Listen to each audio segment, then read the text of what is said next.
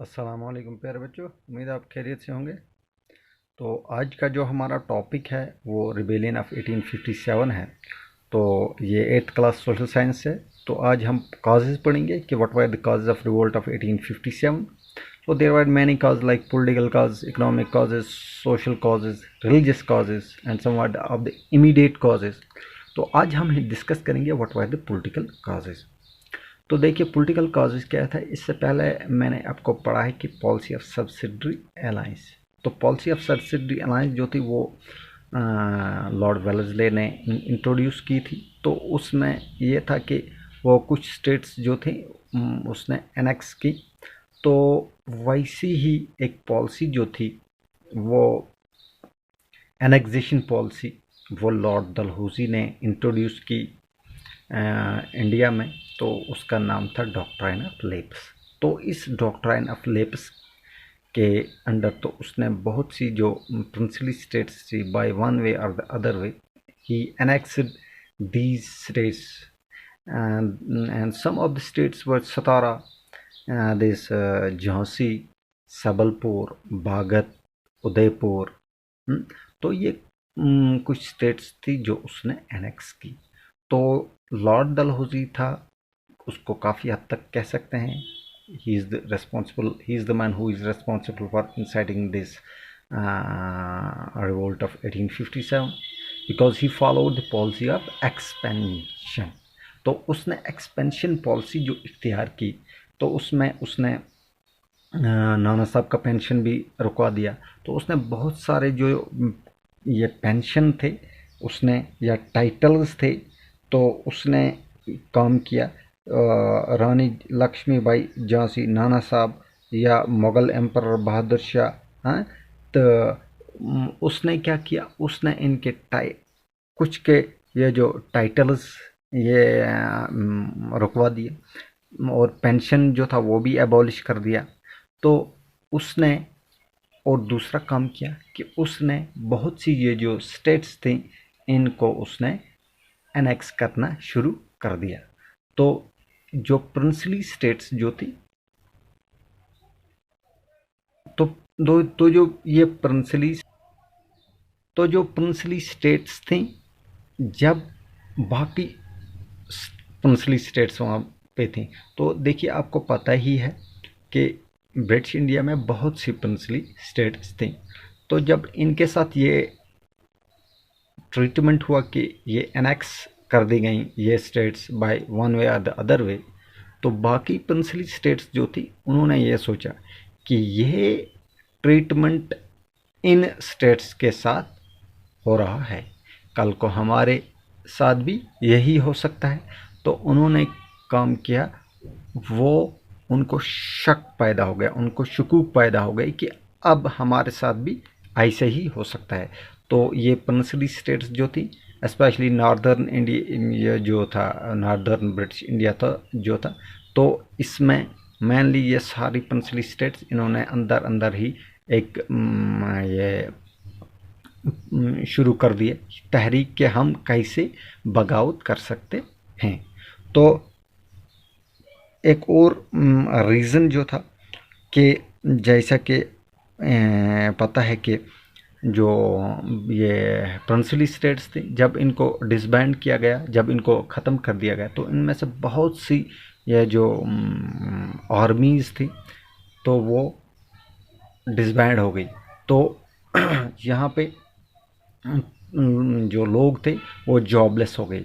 तो ये भी एक रीज़न बन गया कि लोग जो थे अब उनके पास खाने के लिए कुछ नहीं था। हाँ, तो वो जॉबलेस हो गए। तो ये भी एक रीज़न बन गया कि disbanding of armies of these princely states. तो ये भी एक रीज़न बन गया रिवोल्ट ऑफ 1857 का।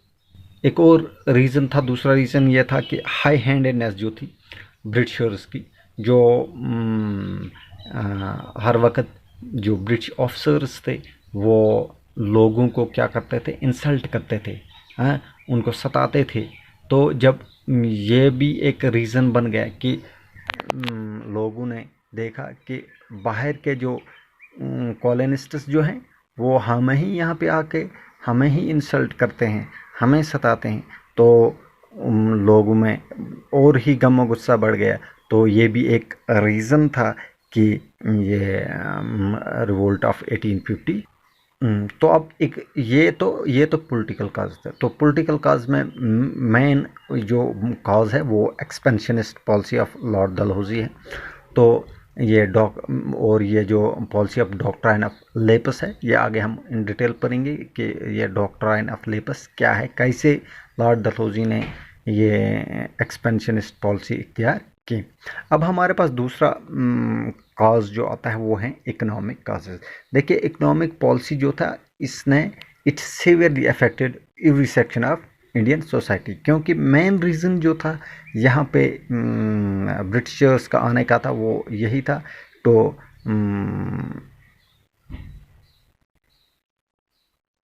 To drain the economic resources of India, कि इकोनॉमिक रिसोर्सेज जो भी थी, तो जैसा कि मैंने पहले चैप्टर में भी डिस्कस किया है आपके साथ कि जो भी रॉ मटेरियल यहाँ पे था वो रॉ मटेरियल यहाँ से एक्सपोर्ट होता था, वो सीधा लंदन में जाता था। तो इंडस्ट्रीज़ वहाँ पे फ्लोरिश हो गई, तो वहाँ पे जो फिनिश्ड प्रोडक्ट्स वहाँ से आते थे वो यहीं पे ये बेचे जाते थे।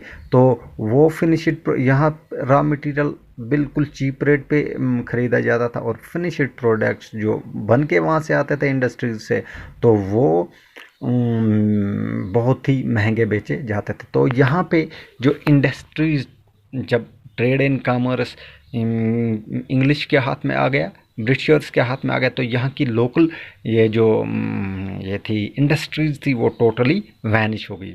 और एक दूसरा एक हुआ द कन्फिस्केशन ऑफ जागीर। तो जो जागीर लॉर्ड डलहौजी ने क्या किया, उसने जो ये जागीर सिस्टम था मुग़ल इसमें मुग़ल इंडिया में, तो जागीर एक एडमिनिस्ट्रेटर जो था उसको एक जागीर दी जाती थी। हाँ, तो जो अपने 7th में पढ़ा होगा जागीरदारी सिस्टम। तो ये जागीरदारी सिस्टम उसने एबॉलिश कर दिया, उसने ये कन्फिस्केशन कर दी इन जागीर की किन को, और ये इसने एक बहुत ही बड़ा ये नुकसान कर दिया किनको, लैंडलॉर्ड्स को। जो लैंडलॉर्ड्स थे उनकी तमाम जागीरें कन्फिस्केट कर ली गई। तो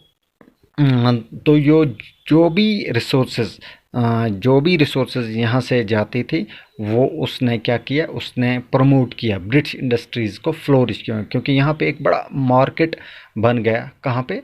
हिंदुस्तान में ब्रिटिशर्स के लिए एक बहुत ही बड़ा मार्केट बन गया। तो इस तरह से ब्रिटिश की जो भी इंडस्ट्रीज थी वो फिनिश्ड प्रोडक्ट्स वो तैयार करती थी, और वही ये प्रोडक्ट्स जो थे वो यहाँ पे बेचे जाते थे। तो एक मार्केट बन गया उनके लिए। देखिए एक और कॉज था कि जो people were rendered jobless and there was over crowding in agrarian sector. People जो थे, जो लोग थे, वो जॉबलेस हो गए, और अब सब लोग रोज़ी रोटी के लिए कहाँ पे जा रहे थे? एग्रेरियन सेक्टर में। हाँ, तो यहाँ पे ओवर क्राउडिंग हो गई है, किसमें? एग्रेरियन सेक्टर में। तो ये लोग जो थे ये कैसे जॉबलेस हो गए? तो जैसे आपको मैंने पहले ही पॉलिटिकल काज में कहा है कि ये इसलिए हो गए क्योंकि एक्सपेंशनिस्ट पॉलिसी जो प्रिंसली स्टेट्स थी उनको ख़त्म कर दिया गया। उनमें बहुत सी आर्मी थी या ये जो मुलाजिम थे उनको डिसबैंड कर दिया गया। उसकी वजह से एग्रीरियन सेक्टर पे बहुत बड़ा दबाव आ गया।